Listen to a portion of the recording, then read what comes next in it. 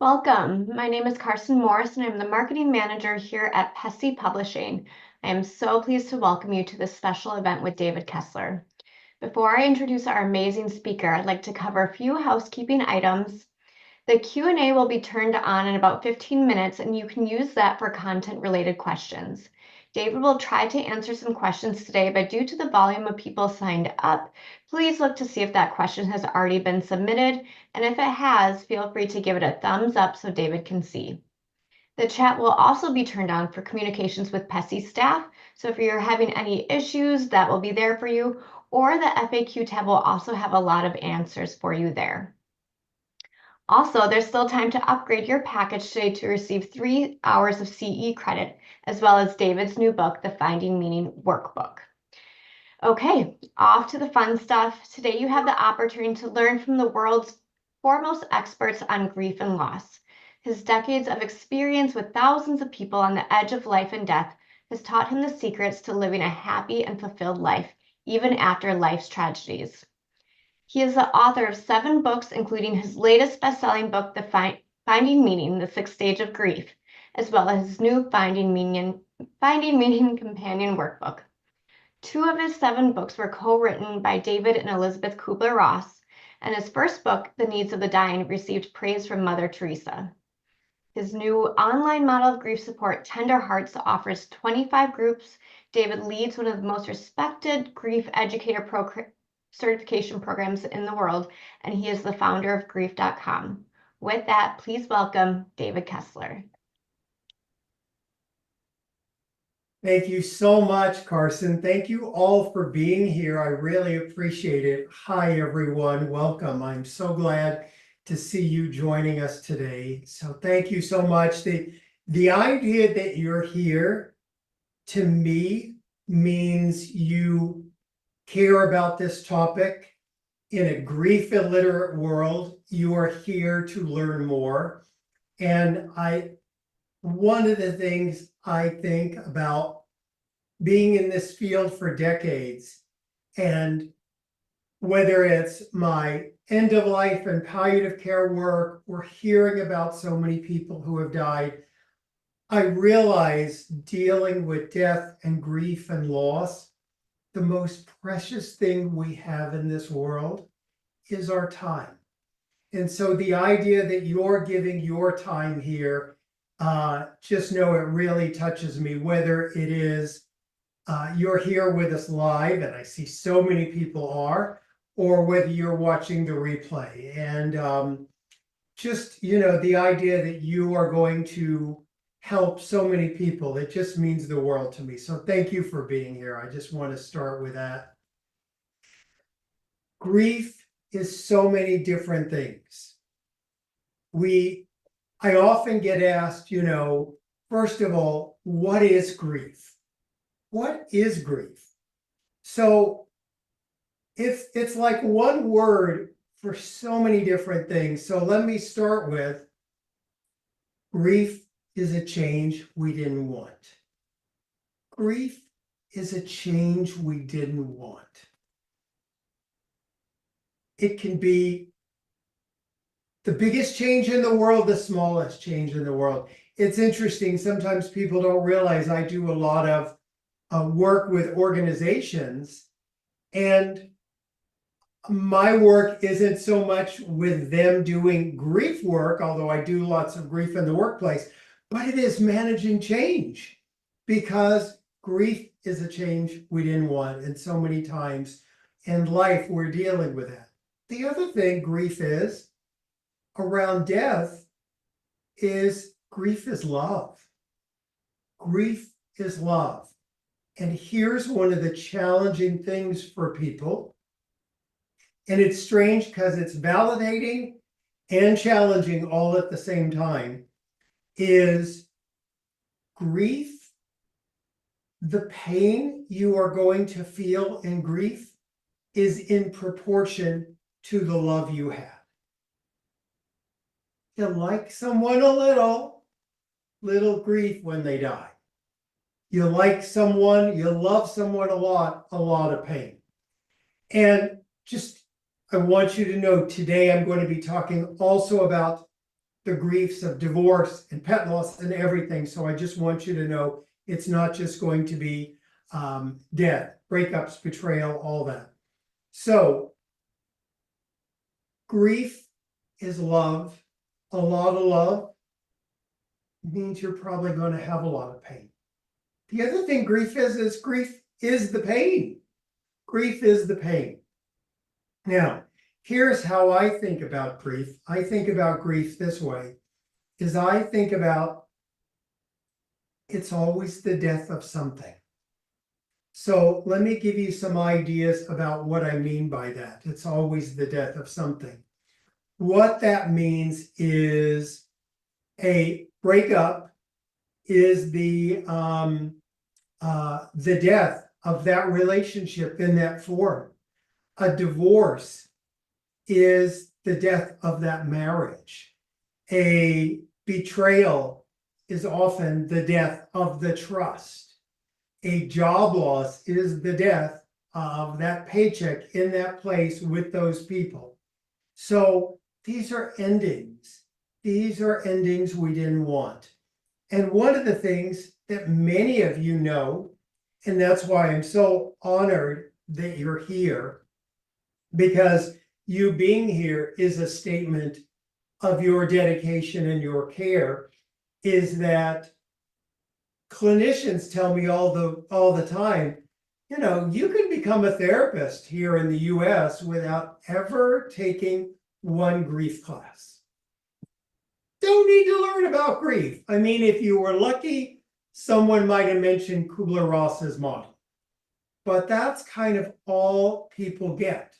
Now, oftentimes they're in school where they can take an elective. And thank goodness so many of you did take electives, and because you did want to know. And that's why I'm glad you're here, because there is so much to learn. And same thing, you can become a coach without ever taking any kind of grief course. And I always find it fascinating. You know, we think many times, oh, I'm alive, people have died, I know grief, and we're often, so many people are surprised, wow, there's so many tools and techniques to learn. And one of the things I think we learn early on is grief has so much longer of a shadow than anyone imagines. Grief has a longer shadow than we think.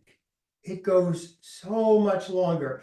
And clinicians often tell me, I sort of knew what to do in the first 3 sessions, but then where do we go from there?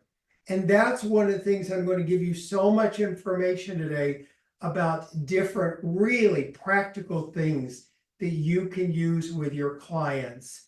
And the other thing I know, and it's okay, it's our little secret, you know, I'm always impressed in my Tender Hearts Grief group that Carson mentioned. I have so many therapists in there who are doing their own healing work. And they often show up and they'll go, is it okay if I'm like here doing my work? Because Tender Hearts is a really large group. It's not like 6 people. And you can be in the background and never have your camera on. And I say, I would always rather have a therapist who's tending to their own grief and loss than having a therapist who's modeling not attending to their own grief and loss. So if you're here because you're dealing with grief and loss personally, I applaud you for that. I applaud you that you're showing up for yourself. And I'll talk in a bit how I know grief and loss professionally, but also personally. And I know it's a big deal for people to show up for their own grief. So the other thing I get asked a lot is, what is the goal of grief work? The goal of grief work, when we're talking about a death, is to remember with more love than pain. Eventually remember with more love than pain, but in your own time, in your own way, at your own pace. And it's really important. We live in a world now where everyone's got an opinion. And not only do your friends have opinions, but you know you can go on social media and see lots of opinions. And I just remind people, your healing is your business. Your grief is your business. And to help your clients understand that no one gets to dictate what our healing should look like. Now, let me say something about the word healing for a moment, because sometimes you will have clients that have issues with the word healing. There's something about grief when you're in enormous pain and someone talks about healing. We're going to go diving into this a little more later, but there's a sense of healing can feel disloyal. Like, how dare you say I'm going to heal? Like, oh, does that mean I'm going to forget them? Does that mean the marriage meant nothing? Does that mean everything we've been through meant nothing? So here's what I think healing looks like. To me, healing is when the event no longer controls us. We don't unconsciously make decisions from our grief, from our abandonment, from our loss, is when it no longer controls us, when we find freedom again to fully be in our life. Now, and I talked about when it's a death, it's that idea of we want to remember with more love than pain. That's the goal of grief work. What's the goal of grief work when it's the end of a relationship? When it's the end of a relationship, and a lot of other times, the goal is to find ourselves again. Find ourselves again. Find our stories again. Years ago, I would do retreats. Some of you maybe even were at them. I don't do them as much anymore, but when I did retreats early on, and some of you may have stumbled the way I did, and I often feel like I've made so many mistakes. I've made a lot of mistakes, and I like to share them with you so that you don't make the same mistakes. But back in the day, I thought I'm going to get the people who have had betrayal, breakup, divorce in the same retreat as people who had a loved one die. Big mistake. Big mistake. You can't treat those two griefs the same. Because first of all, I would say, okay, the goal is to remember with more love than pain. And the people who were there for breakup, divorce, betrayal would be like, why do I want to remember them with more love than pain? I'm so angry. I'm like, oh, that goal doesn't work with them. Their goal was finding themselves again, finding their life again, finding their wholeness as they begin to detach from that relationship. So it was an interesting learning thing about, oh, those two groups don't do well together. And they would also, be talking about, well, which is the worst? And people would say, obviously, a loved one who died. A loved one who's died. They're gone. They've left the planet. How heartbreaking in that. And the divorced people, the betrayed people would say, yes, but I have someone who's alive rejecting me every single day. The pain is over and over again. Every day they're walking the earth not wanting me. And it's like, there are two different pains, and we're going to talk about today how to handle those discussions when people are trying to figure out which is the worst loss they're dealing with. Because you're going to see that happens a lot. So we're going to be talking about that. I want to briefly just tell you a couple of things. Many of you may be familiar with me, but I also don't want to assume that you are either. So let me just tell you how I got into this work, and I'll make it very brief because I want to focus today on the work, obviously, and the tools. But I didn't choose in the third grade, obviously. Like, no one in the third grade goes, oh, I want to be a death and grief expert when I grow up, right? None of us do that.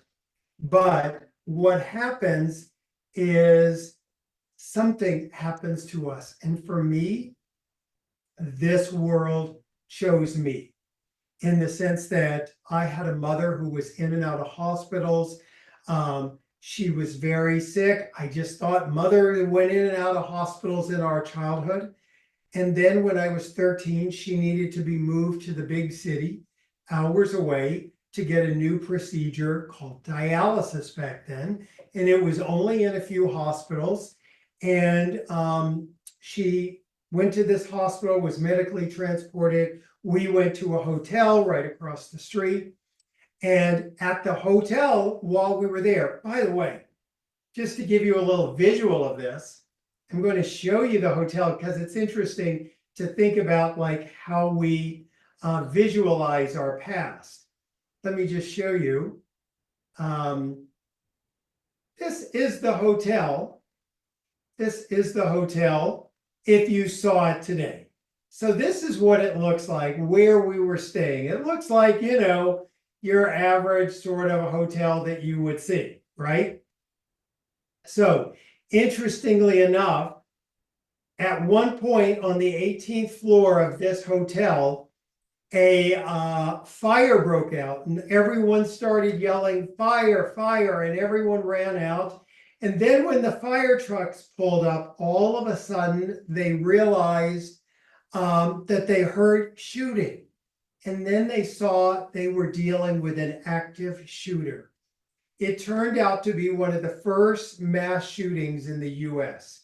So take a look at this hotel as it looks like now, and I'm going to show you my childhood view of it. Let's see if I can advance my slide there. This is what it looked like then.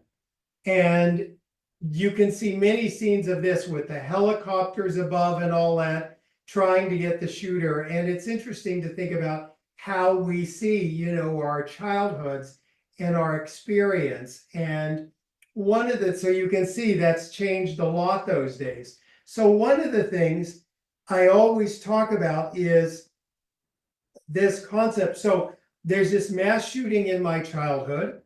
I see first responders, and any of you who are first responders here, thank you for your work.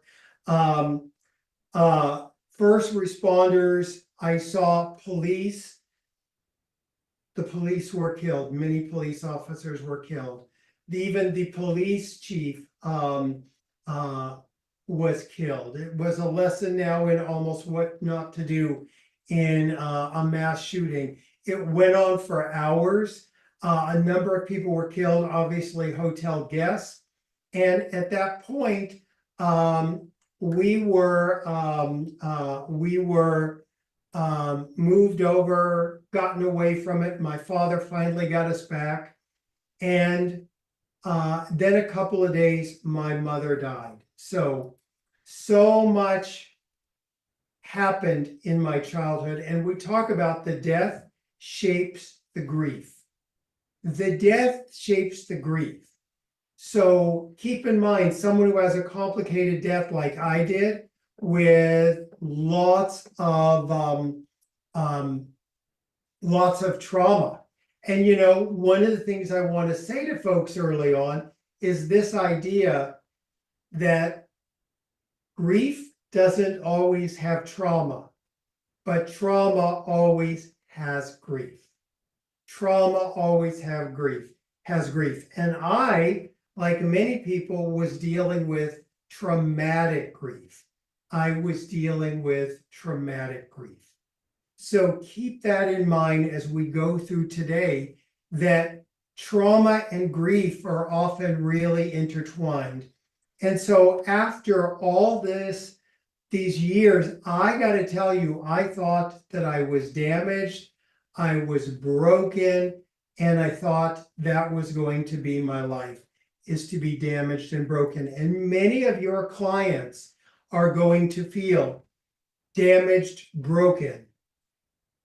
I thought that was it. I went to community college. I took a class on death and dying, and I heard about this woman, Elizabeth Kubler-Ross. Little did I know that someday I was going to go on to work with her and to do 2 books with her. And I always hear Elizabeth in my ear saying to me, remind me to tell you, the stages aren't linear. There's no one right way to do grief. There's no one right model. So keep that in mind. Keep that in mind. So I just want you to know, people will go, oh, I don't know about the stage model. Let me tell you, Elizabeth and I, literally in our book on page 1, when we adapted her stages from dying to grief, talk about there's no right way to do grief. There's no map for grief. There's no one right model. They're not linear. So, but I went to community college. I learned so much. I saw there's a language for this. Now, then from there, I spent decades healing my own grief on so many levels and helping others. And then 8 years ago, it's hard because it just became 8 years to even say this. 8 years ago, my younger son, David, died unexpectedly. So I just want you to know, I come to this world as a professional who's helped people in grief for decades, but I'm also a bereaved son. I'm a bereaved father. And I have to tell you, people will always ask, what was one of the things that helped you the most? And I have to tell you, I've been working with PESI for decades, and I was actually doing a talk for them when this happened. But I will tell you this, I have sat with, for so many decades in my life now, training therapists, giving them information, helping them with techniques. And they would tell me all the tragedies they've been through that made them become a therapist. And here's the thing, they, in my darkest days, were evidence to me that life after loss is possible. So I always hope that I can be evidence to other people that life is possible after loss. And I'll tell you today, you're going to see, I'm basically talking to you. I might have a video to show, we'll see. But just know I am, I didn't want to, no pun intended, do a death by PowerPoint. I think grief is something where we engage one another. So it is going to be me talking. There's not a handout, but I think you're going to get lots of good, helpful information. And I also want to tell you something that's going on right now so that you'll understand a bit of it. Many of you know, and I'm going to be a little politically incorrect with some of the things I say here, but sometimes the truth wins, is I have to tell you, I'm going to be in the world of literature, I'm going to be politically incorrect. So don't worry, I'm not going into politics or anything like that. So we've got, and believe me, there's grief around all that also. So grief is everywhere. But here's the thing, as was mentioned in the introduction, my last book, Finding Meaning, became a bestseller, and I'm so grateful. And one of the things is that more people than I would ever see on my waiting list. I wanted to find a way to give people more theories and give them more practical tools. And so the idea came up because the book did so well to do a workbook. And here's the thing that I'm not supposed to say, but a couple of people in my life, one in the literary world, and the other one, just an important person in my life, said to me, a workbook will kill your career. You're a serious author, you don't do a workbook. And I have to tell you, I had to sit in my soul around this, and I had to really say, am I dedicated to being a serious author? or am I dedicated to helping people? And I got to tell you, I thought, I want to make sure while I'm here in this world, I help people. And so I went ahead and did the workbook. And let me tell you, this workbook is not like workbooks you've seen. Many times you may have seen workbooks that are like a quote and then 3 pages of lines. This workbook that I did, I'll look at me with my things here, don't laugh at me. It is a book. It is a book filled with lots of exercises. So just so you know, and it's coming out in 2 weeks. I just wanted to tell you, because some people in the chat were saying, why haven't I gotten mine? Because it comes out in 2 weeks. It's Finding Meaning, the workbook, Tools for Releasing Pain and Remembering with More Love. And I'm going to do exercises with you today that you can use with clients from there. So, and I'll tell you, I would love it. I'm just going to be vulnerable here as an author. These days in the world, you are judged by your pre-orders. So if any of you think you will buy it, please feel free to buy it. I'm going to have some live classes, 3 live classes when the book comes out, that those who pre-order are going to get it. You can get that at griefbook.com if you want to pre-order. You can find those classes. I'll put the chat there, because you can buy the book from Amazon, your local bookstore, independent bookstores, because I want to get the word out. I'm committed to that. All right, let me dive into this. But I saw so many people in the chat going, why, isn't that happening? And by the way, if you get the bundle from Pessy, you'll also be able to get those free classes from the book. So, all right. And I see lots of questions coming in. I promise I'm going to do them. I love answering your questions. But let me continue to give you some more information. First of all, I also want to tell you about your clients in grief. I noticed something that happened to me, and it's become a graphic. It's a meme you'll see now from me. Is years ago, I broke my ribs. And when I broke my ribs, the pain was horrible, but I looked fine. And I often say, and this is the part that's become a graphic and a meme now, grief is like having a broken rib. You look fine on the outside, but every breath hurts. So I want you to remember that, especially with your client. Literally, they may look fine on the outside, and they look like, to the world, they look like they're okay. And yet they're in enormous pain. So these, as we go through tools today, you're going to be able to figure out things to use with your client. Here's the other thing about grief.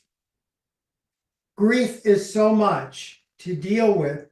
One of the shocking things is grief brings up all our old wounds. So we're going to talk about old wounds today. And grief reveals some of those places that didn't get healed in our childhood. Now, here's the thing, and I'm going to talk to you a lot about how we tell our story, but our stories reveal so much about our past. And here's the thing, oftentimes you'll notice in your clients, some of us have even said it this way, and we have to learn to say it differently. We will say things like, I can't believe this old wound is coming up in my grief and my trauma. Oh my God, like enough with the abandonment. Like I've struggled with it. Why does this abandonment keep haunting me? Here's the thing. That's actually the narrative of self-blame turning on your old wounds. And I like to tell clients, when old wounds are coming up in grief, I want you to think about it like an old friend knocking at your door, asking to be healed. It's like an old friend knocking at your door, asking to be healed. Those old wounds are asking to be healed. Help your client not treat them as an enemy. Now, one of the things that's really important when we work with people is to also how we think about grief. People often think, and this is something I talked a lot about in the book, and it's also in the new workbook, and you probably have seen graphics now of it, is we think our goal is to make our grief smaller. The goal isn't to make the grief smaller. We have to become bigger. You know, I often talk about grief. I see it shifting in a few ways. When you're first in grief, it's like here. I mean, you can't even see because the grief is so in front of you. It's right here. Then in time, the grief moves, you begin to see the world again, but the grief is still right here. And then it's here, and then it's huge and it's here. And you will always carry it with you. Sometimes I say it becomes like a rock that's in your pocket. You always feel it. Sometimes you bump into it. Sometimes you're more aware of it. But it's always right there and you can touch it. And so the grief doesn't go away. You know, people will ask me, how long will I grieve? How long will my spouse grieve? How long will my sister die? You know, I mean, how long will my sister grieve her child that died? And I always say to them, gently but lovingly, if the person has been dead for a long time, that's the question. How long are they going to be dead? Because if they're going to be dead for a long time, you're going to grieve them a long time.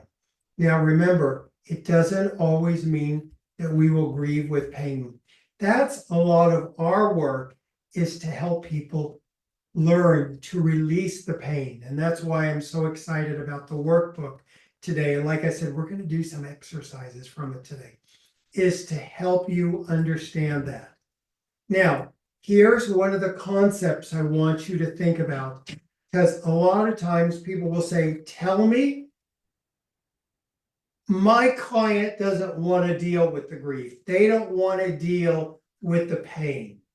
They don't want to deal with the pain. Why? Why should I tell them to deal with the pain? Here's why. This is like, write this down, think about it, share it with clients. The reality is, what we run from pursues us, and what we face transforms us. What we run from pursues us, and what we face transforms us. And so grief changes us. Now, sometimes people on the outside will say, oh, I get it. It's like the client in grief is touching the hot stove. And I'll say, no, you don't understand. If a client's in grief, they are not touching a hot stove. The hot stove fell on them. There's enormous pain they're dealing with. And I'll tell you, one of the couple things to think about is, after my younger son David died, I had that, voice in my mind that was the grief expert that wondered if I'm going to learn new things about grief, if I'm going to realize, I should have done grief differently in my teaching with people. Here's the first thing I learned. I wanted to write every parent I'd ever counseled a note saying, oh my gosh, I didn't know how intense the pain was. I think, and I had that intense pain in my grief. I think, someone said to me, it's interesting that someone talked about, and I obviously don't know this, they said, sometimes the pain of childhood, of giving birth, moms don't remember the intensity of it. And I think grief can be that way. Like so many of us in this field, we had grief long ago, and we forget the pain, the intensity when you're in it. And it's just so horrific. So one, I wanted to write notes to people going, I didn't know how bad the pain was when my son died. The other thing that was really shocking is I have been dispensing. By the way, all you have to do is go see a grief counselor, go to a grief group. I have to tell you, when my son died, I couldn't get myself to a grief group. And I finally did. I put a cap on, took my contacts out, put glasses, and I had to go to a grief group with my books 5 feet away. And I couldn't tell anyone I'm that guy. I'm the grief expert. I had to be the father that had to bury the child. Here's the thing. When people show up now for a session, when people show up now for a group, I applaud them. I think we forget how hard it is for a client to show up for themselves, to go to a grief group, to go to a session. So if I could tell you anything, when people come in, let them know how much you appreciate it that they have come in, that they have come in. People are asking in the chat, it's Finding Meaning, it's the workbook if you're looking for it, and you can find links for it at griefbook.com, griefbook.com. Just I see those in the chat. So keep in mind, what we run from pursues us, what we face transforms us. Now, one of the things is grief must be witnessed. Grief must be witnessed. And I don't think we understand how important it is to see people's grief. We live now in a very fix-it society. We live in a world now that oftentimes, we've got the 3 interventions for everything. And think about it. Many of you, we've all been trained with, what's your interventions, right? We want to have interventions. And here's the thing. We want to have tools and techniques and interventions. But grief is also a time that there's no fixing to be done, because the person is not broken. The person is not broken. And a lot of times the work is to sit with the grief, to be with the grief, to honor that grief. Now, when we talk about witnessing grief, I think about, why is it so important to witness grief? And I'm going to pull up a quick video clip that I want to share, that some of you may have seen this, and we're just going to see a quick part of it, but let me cue it up here for you. It is the, many of you may know this, it's Edward Tronick's work. It's the still-faced experiments. So I'm going to show you this real quick. And I want you to know, just so no one gets activated, and we're going to talk a lot today about activations and triggers, but the baby's fine. You're going to see the mom returns to it. But I just want to show you this one piece so that you sort of understand what we're talking about here. Let me just show you this one clip. This is from years ago, the still-faced experiments. And this is going to talk to us about why it's important, and I'll explain it, that grief needs to be witnessed. Let me pull it up. Here we go. All right, let me make this a full screen.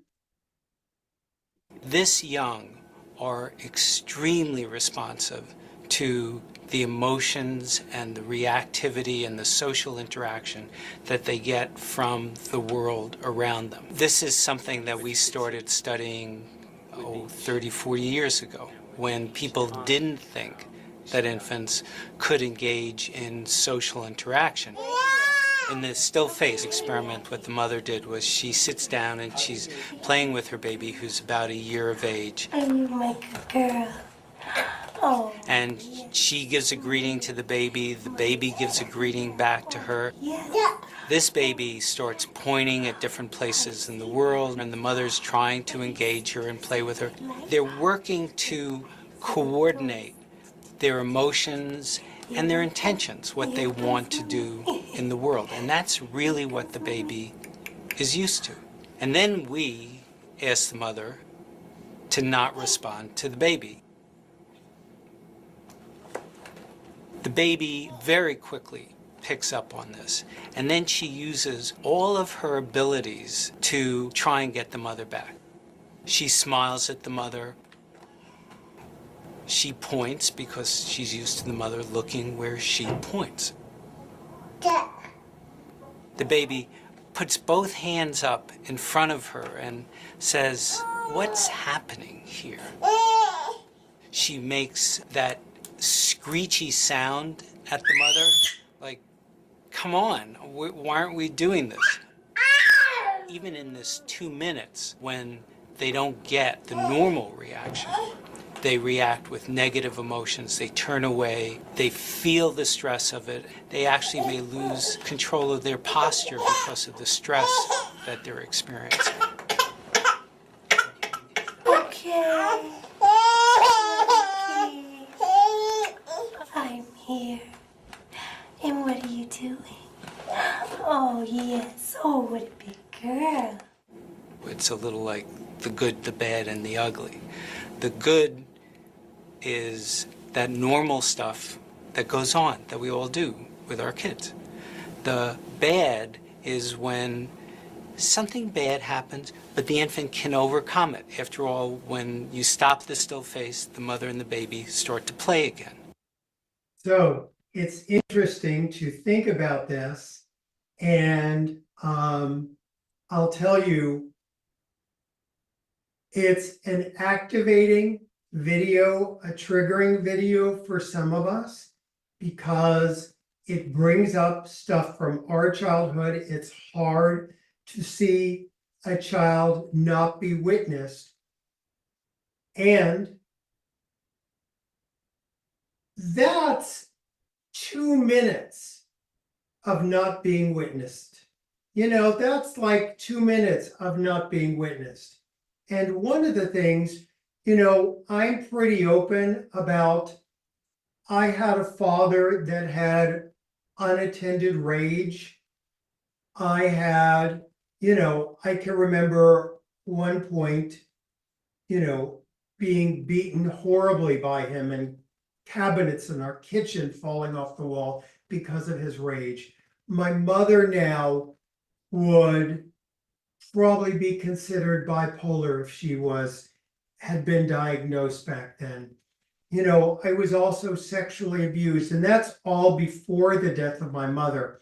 So how many of us have all these different things that we deal with in our life in addition to death? And so when we see like a baby not being witnessed for 2 minutes, we think about, oh my gosh, all the huge things that happen to us. And one of the things that really is important to think about, I always say to people, you know, whenever I'm working in groups and classes or anything, is our inclination, of course, when we get activated by anything, is to leave, right? We want to go, and it's sometimes a good thing to go take care of ourselves. But after we've left enough times, we realize, oh, let me stay and be curious about what's happening in me to try to figure it out. So just, I always invite people who get activated by things like that, maybe the video, to stick around and like, let's keep talking through this. So here's why I show the video about a baby not being witnessed for 2 minutes, is we are former babies. All of us are former babies. all of your clients are former babies. We think about mirroring neurons and that, oh, we need our, our neurons mirrored back and forth, right? So I want you to think about this idea. Those mirroring neurons are still in us. They're still in us, right? Those mirroring neurons are still in us. I always make the joke, I share about this. Quite a while back, I was walking down the street, minding my own business, just walking along. And there's a gentleman who was sitting down, and I walked by, he's sitting on a bench, and he goes, howdy. And I went, howdy. I'm not a howdier. I don't howdy people, but he howdied me, so I howdied him right back. My mirroring neurons kicked in. So grief needs to be witnessed. We want our grief seen, okay? So when we talk about this idea of witnessing grief, what does that mean? That can look like validation. That can look like reflection. That can look like you say to your client, I see the pain in your eyes. I see the pain in your eyes. It could be, and I tell people all along, when a client says, or anyone says to me, oh, my mom died, my spouse died, my sister died, my sibling died, my child died.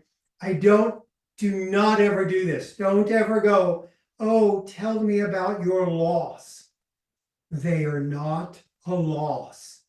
One of the ways we witness grief is to say, can you tell me your mom's first name?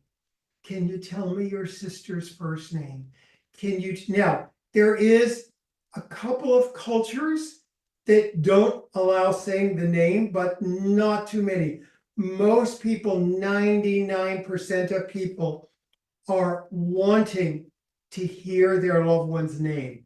So I say, oh, what was your spouse's name? Margaret. Tell me about Margaret. Tell me a story about Margaret. They weren't a loss. They were these amazing people who walked the earth. So we want to refer to them as, tell me about your mom, Margaret. Tell me about your spouse, Jane, right? We want to use their names. That's how we witness grief, is by saying their names. Now, for friends and family members, people will go, oh, I don't know if I should mention the loved one that died. Oh my gosh, yes. Say their name, ask to hear a favorite story, tell a favorite story. And one of the things that gets in the way in our modern world of witnessing people's grief is bright-siding them. Bright-siding them. Oh, they're always in your heart. Oh, they're not suffering. Don't ever begin a sentence with at least. At least they're not suffering anymore. At least they died quickly, right? Whenever we do that, we're minimizing, we're bright-siding, and we don't want to do that. So keep that in mind. In a couple of moments, I'm just going to do some questions. And it's so important, this idea of witnessing. And one of the things I want to do real quick is I'm going to do some questions, then I'm going to get back to this. Let me just tell you about this real quick. Here's the thing, just that's interesting. And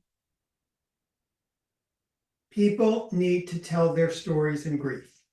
They need to tell their stories in grief. Okay?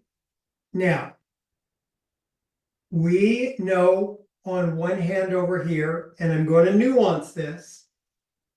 One hand over here, we have to tell our stories. We have to be heard. On the other hand, and why is it important to be heard? First of all, we know from grief and trauma, those were caused by other situations and other people. And healing does not take place in isolation. The cruelest thing next to killing someone in a war is isolating them. And with grief and loss, we often isolate ourselves. And a lot of times people will tell me my family member is isolating after grief.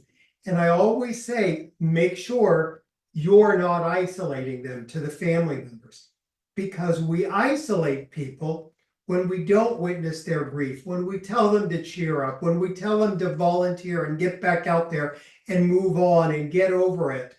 That's why in our title today of this talk, I talked about moving forward, because when we tell someone to get over their loved one or get over their marriage or get over the divorce or get over the betrayal, these are huge things in our life, and people that we invested in, they're not a common cold that we get over. So we tell the story, we need it witnessed.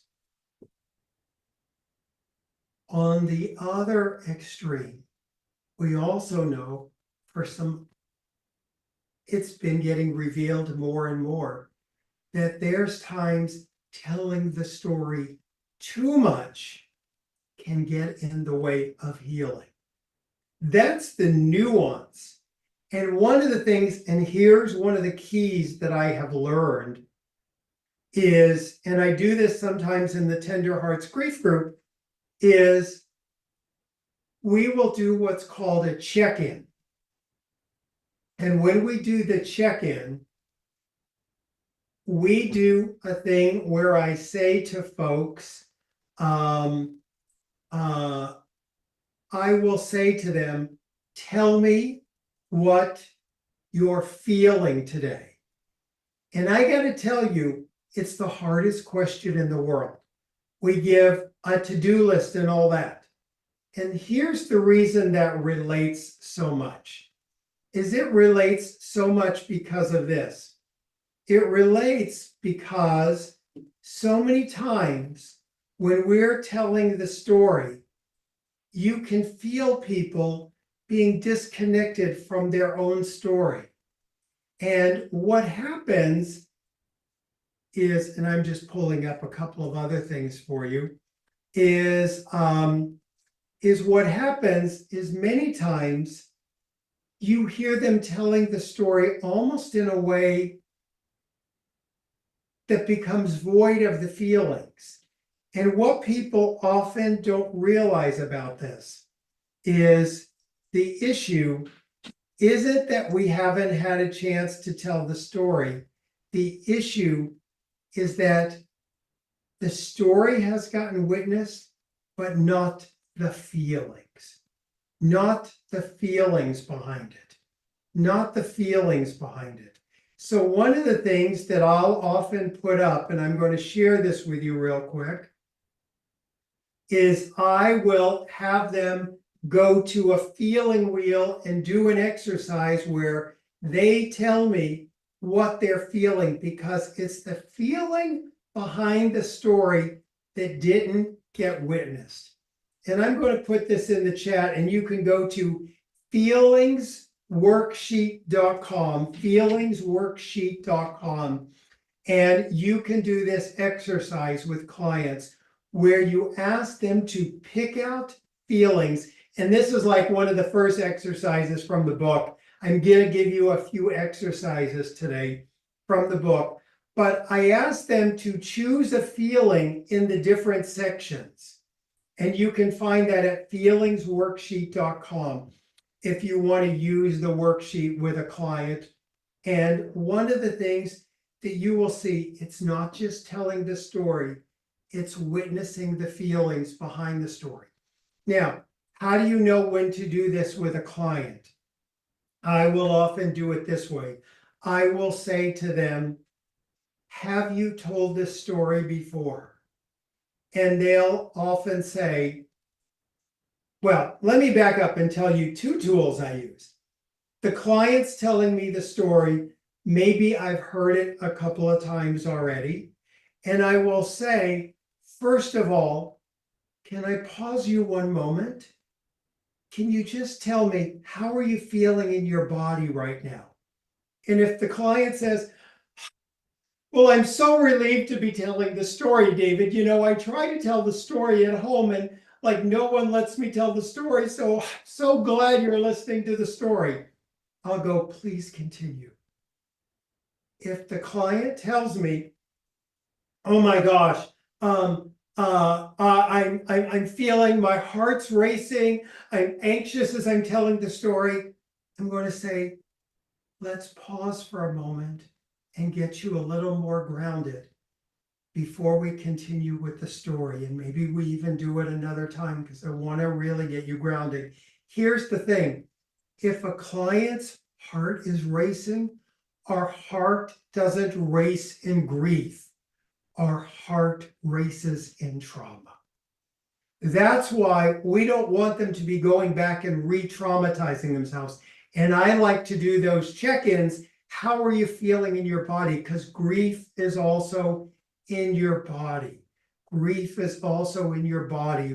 Grief gets stuck in our body. So does trauma. All of you instinctively know that reality, right? So I ask that. So, by the way, someone's asking, the link to the worksheet is if you go to www.feelingsworksheet.com. Wait, let me look. Someone says it's not working. Let me look here and see if that's not true. I want to make sure it is working. If not, it's working on my end. So please check it out. Maybe a different browser or something. So let me make sure. I think I copied it. It does look like it's working at my end. I'll copy it again. That's feelingsworksheet.com. And I'll put it in the chat once more. All right, yeah. Sometimes we have firewalls and different things that prevent us. So maybe later you can just try it in a different browser, feelingsworksheet.com. So I want to do some questions. And by the way, people are asking about this. Just so you know, as I mentioned, I am here to give you tons of valuable information in this class. And I want to be vulnerable and tell you it's pre-order time for a book. They're judged on that. The next 2 weeks are so important. If you think you're ever going to buy this new workbook that's coming out, please buy it now. It's the Finding Meaning workbook. We're going to do a lot of these exercises today. You're going to see how valuable they are. And this is tools for releasing the pain. I wanted people, when they think about finding meaning, to really try to have tools to release pain. And I wanted therapists and coaches and clinicians to have tools they could literally help clients with. So if you want, even after this class, I'm going to be doing, for anyone who pre-orders the book, I'm going to be doing and if you've already pre-ordered it, great, you can still do these 3 classes. I'm going to help people get started with them. So it's at griefbook.com. You can find the information on how to order the book from Amazon, Barnes & Noble, your independent bookstore. Go to griefbook.com. That's where you'll get the free class. Okay, so let me do some questions real quick. And I'll do some questions because I don't want to be someone who's just lecturing and not sort of hearing your questions. So I'm going to go over some of the questions. And let me just do these. Okay, I noticed Mother Teresa in the background. Did she have any impact on your work? Oh my gosh, that's a sweet question. Yes, Mother Teresa is here. I am grateful to Mother Teresa. I have a career because of 2 amazing women, Mother Teresa and Elizabeth Kubler-Ross. I had the privilege of spending time with her and being in Calcutta and seeing her home for the dying destitute. And she wrote a beautiful quote for my first book and literally put me on the map because of her genuineness and all that. So she just is huge in my life. Anyway, I'm grateful. All right. Can you speak to dementia and loss? Oh my gosh. Here's the thing. When we talk about dementia, and I'm only going to read the questions that I know we're not going to cover. So Dementia, let's talk about that for a few minutes. I always say dementia is one diagnosis with 100 losses. And all these techniques, by the way, I want to just tell you this, and we talk about this in my grief certificate program and a lot of programs I do, is when we hear about the losses, people go, what's the tools and techniques for dementia? What's the tools and techniques from someone who's had a leg amputated? What's the tools and techniques? These tools and techniques I'm talking about today, or that are in the new workbook, these tools and techniques work on any loss. They are the same. If it's dementia, your work is to witness every single one of those little losses that they go through. When they don't know, the person goes through the losses early in dementia, they have that cruelness of being aware of their losses that they're happening. And for the family member, there's a million different losses. So just know you have to honor each of those losses as they go through them. And to understand, there's tons of anticipatory grief. And the other thing that happens with dementia is not only is there other anticipatory grief, but there's also relief sometimes after they die. Relief after they die. And in the workbook, do you talk about trauma? Do you talk about old wounds? Absolutely. I couldn't do a workbook on grief without including things about old wounds that we're going to talk about today and around trauma. They all go hand in hand. All right. Oh, this is a great question. Good morning. I wonder, is there a time that it's too soon to process grief? For example, a therapist is assigned to work with a family in the same week their loved one died. All right, let me tell you a few things about this. In the old days, when we did grief groups, we would often say, you have to wait 1 month or 2 months. And it was believed there's no point in getting help because the person is in too much shock to come in. And the other little secret we had is when we were doing grief groups only in person, the room would fill up. So we didn't want people there who were in shock. I can tell you in my Tender Hearts grief group, which is for the death of a loved one, death of a person, we have admitted people in their first week. And one of the things they get to see is early on, people get to make it. People find life after loss. They do see they are going to survive. So that's one thing. But I think when you do work with people, you do have to know that they're still going to be under shock. The other thing is, look, I do a lot of work around shootings, obviously coming out of a shooting myself in my childhood, is you hear whenever there's a shooting in schools or anything like that, oh my gosh, the grief counselors has been dispatched. Do grief counselors do any grief counseling at a shooting? Absolutely not. What we do when we're dispatched to those sites, and I have done this before, is when that happens, we facilitate safety and connection. We get people connected back with their loved ones. We help them to ground themselves, to connect, to find a sense of safety right away. Grief counseling comes much later, Okay. What are your thoughts about families working with death doulas? Oh my gosh, I love death doulas. I love death midwives. I love hospice, palliative care. It's all so important. It's all so important. Someone shares, Courtney says, can you share about specific losses for pet grief? Here's my rule around pet loss.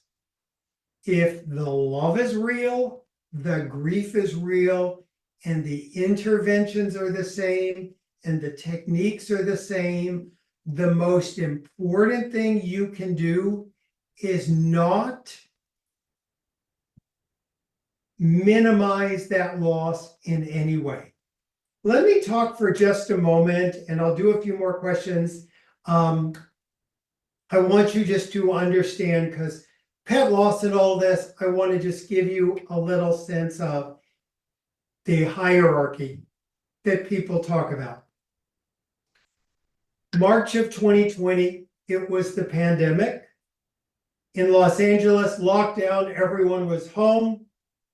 A friend came over. We walked in the middle of the street, not 6 feet away from each other. I bet 10 feet away from each other. We're walking. He lives alone. We were just trying to have some connection with people in a safe way, right? Now, a young 20-year-old girl came running up to me from the neighborhood, and she said, "Are you like, you do something with grief?" And I said, "Yes, I work in the field of grief. What's going on?" And she goes, "My wedding's just been postponed," and she just falls into just tears. And I said to her, 6 feet apart, 4 feet apart, whatever it was, I said to her, I talked to her about her huge loss she was experiencing. And I talked to her about this devastation she was feeling at 20 years old of her wedding being postponed. After we talked, she thanked me, said, "Well, I'm around, we'll talk again." My friend turned to me afterwards and said, "Oh my gosh, I can't believe she was going on and on when you have had your son die, and you've been to 9/11, and you've been to shootings, and she was going on about her wedding being postponed. That's no big deal." And I said to my friend, "Oh my gosh, for being my friend, you don't know a lot about grief. Let me help you." I said, first of all, for that young woman in her 20s, because here's the thing, people always want to know, which is the worst grief? Is it a murder? Is it a child dying? Is it a spouse after 50 years? Is it a pet loss of your pet that you see every single day for 17 years? Which loss is the worst? I'll tell you which loss is the worst. Yours. Yours is the worst loss. I said to my friend, for that 20-year-old girl who's never had anyone die, she's never been through a breakup, no one's died in her life, her worst loss is the postponement of the wedding that she's been dreaming of since she was 5 years old. That is her worst loss. Here's the thing. None of us know what another loss is like. So I was explaining to my friend, first of all, when we try to compare losses, we are in our head, we are not in our heart. We do not have a broken head, we have a broken heart. The work is to move from our head to our heart. When we're talking about which is the worst loss, we are trying to compare, okay? And here's the thing that I also told my friend. Grief is not like, if she takes a little grief for her postponed wedding, she takes grief away from my son's death? Absolutely not. I try to teach people to have security in their own grief. No one takes my grief away by having their grief. That's not how grief works. I can be in the presence of someone who's in horrible pain from their spouse dying. It doesn't take away from my son dying. The world is big enough for all our grief, for all our losses. It's really important we understand that. We understand that. I can tell you another thing, and I got down this road because someone was asking about pet loss. After my son died, I don't know, 9 months, a year later, I'm not even sure, pet of 17 years old, sweet dog, died. And people would say to me, well, that loss wasn't bad because your son had died, or which loss was the worst? And I was like, I'm sorry. Why am I choosing which loss is the worst? My son or my pet of 17 years? These are two painful losses that are happening to me. Why on earth would I be trying to choose? Now, here's the other thing I want you to know. This is very important as a clinician, is to understand this. When a client, like let's say you're in a grief group, let's say you're in running a grief group, and you have, and I got to tell you, this has happened, you have a person sitting there who says, my fiance died, after 3 years, we were just about to get married and he died. And then the person goes, oh my gosh, your fiance died. My husband of like 50 years died. That's nothing. Your grief barely counts. What, 3 years, 9 months? You weren't even married. Now, what we all tend to do is part one, we say to that person, in our grief group here, we don't minimize anyone else's losses. We respect each other's losses. They're all different. They're all important. Can't feel each other's losses. But here's the second piece that's very important to know as a clinician.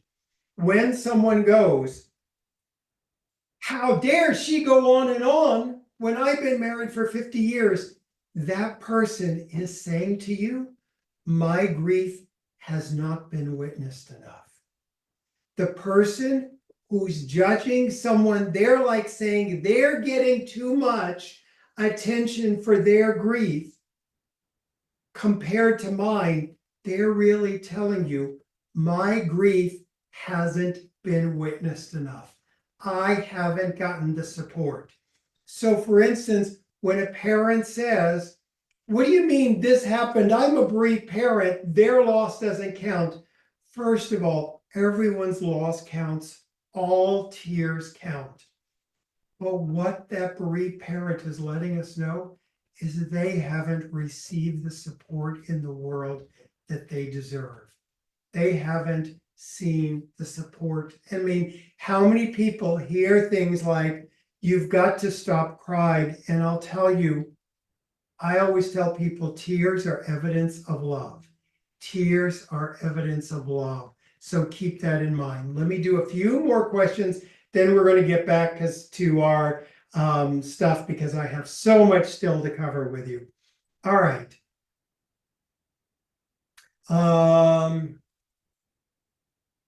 Talk about secondary losses. Well, first of all, secondary losses. Here's the thing. We have the primary loss that happens. Let's say a spouse dies. The couple friends have their checklist. They take them out one time, and then all the couple friends sort of go away. Yes, we're going to take a break in a moment. Someone's asked. I promise you we're going to take a break in just a few minutes. So that's coming up, not to worry. We have to do our self-care. And if you need to go to a bathroom break now, do your self-care. But secondary losses, when we talk about, there's the primary loss, but we're going to take an official break in just a few moments. All right. So when we talk about the primary loss, that can be all the different losses that happen afterwards. The couple friends don't stay around anymore. There's no one to manage the checkbook. And you can even have other losses that happened.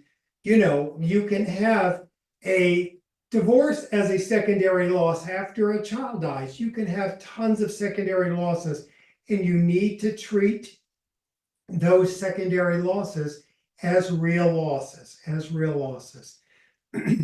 Okay, let me do a couple of other questions here. All right. Estrangement. Oh my gosh. Estrangement is absolutely a real grief. And it is I have to tell you, here's the thing about estrangement. We all live in different worlds now.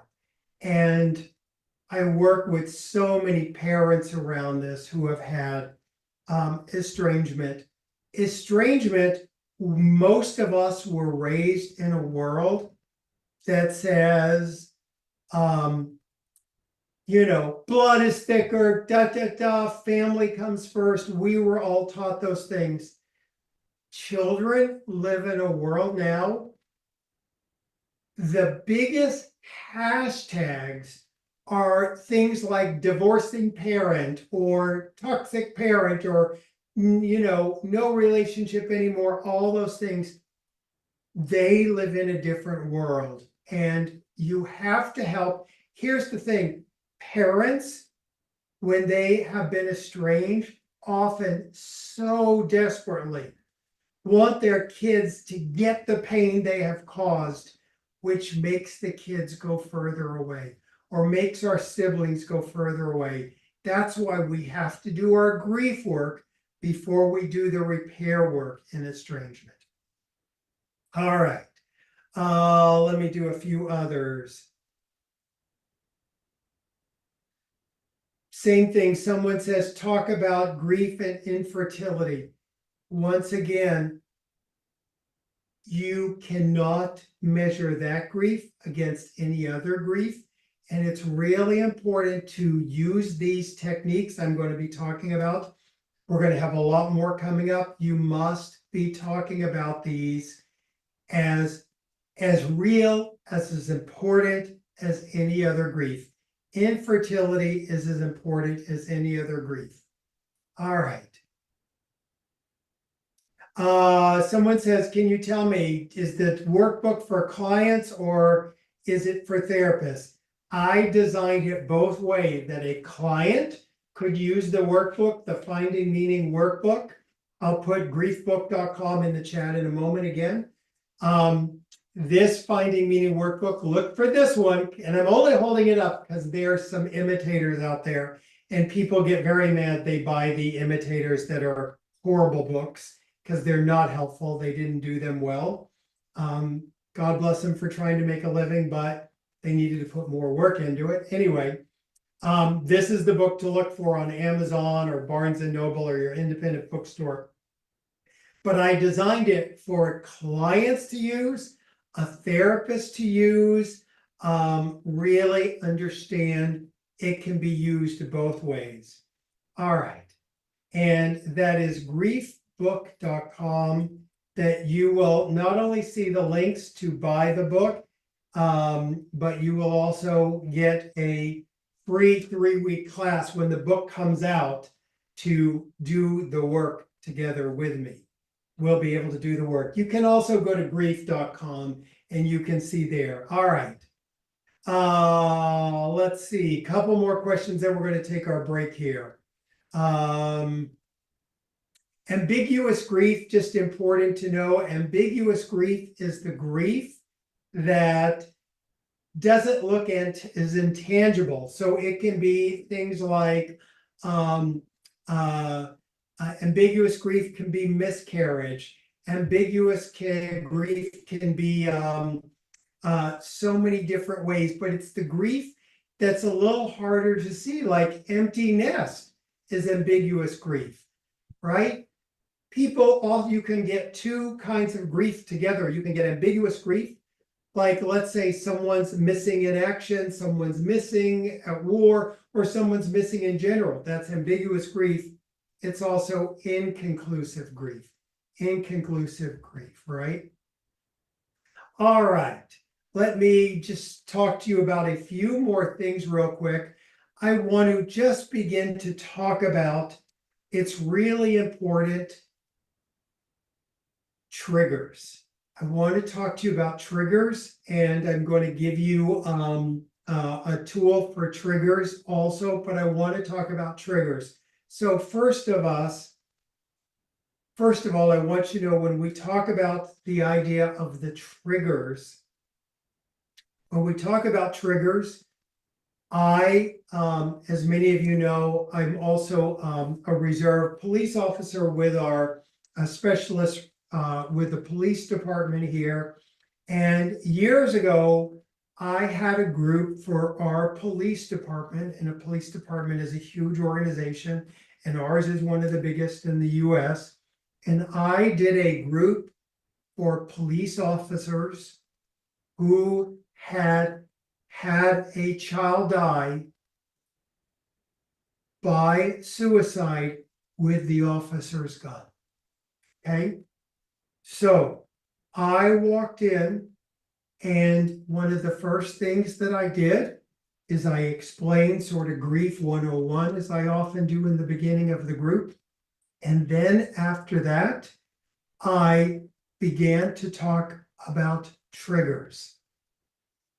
And I suddenly realized, oh my gosh, I am talking to these folks about triggers when they have had a loved one who's died from a trigger. Trigger can be triggering. It is very important we not use the word trigger with people who have been involved in gun violence. Many of you know, and many of you seen it. I was, she's talked about this publicly, and I've done this. We talked about it on my podcast. So just know I'm not disclosing anything that's not public. But when I was working with Ashley Judd, after her mother died by suicide, and she had discovered her mother and walked her home till her mother died there. And when she was talking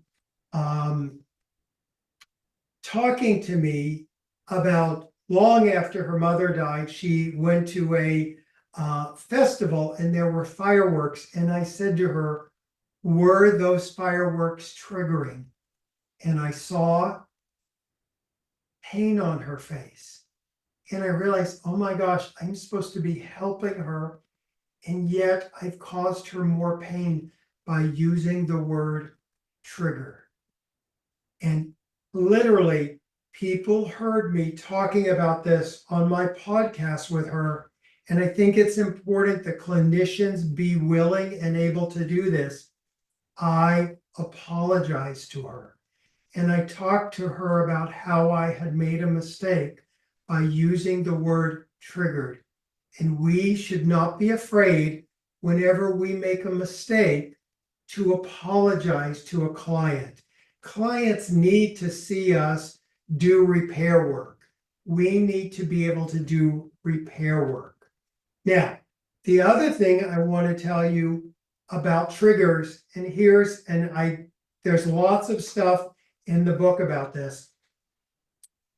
And one of the things is when people talk about, I have to stop the triggers. Let's say I'm wearing, it may be hard in this light, I'm wearing a navy blue shirt. But let's say I am doing a class and I tell people,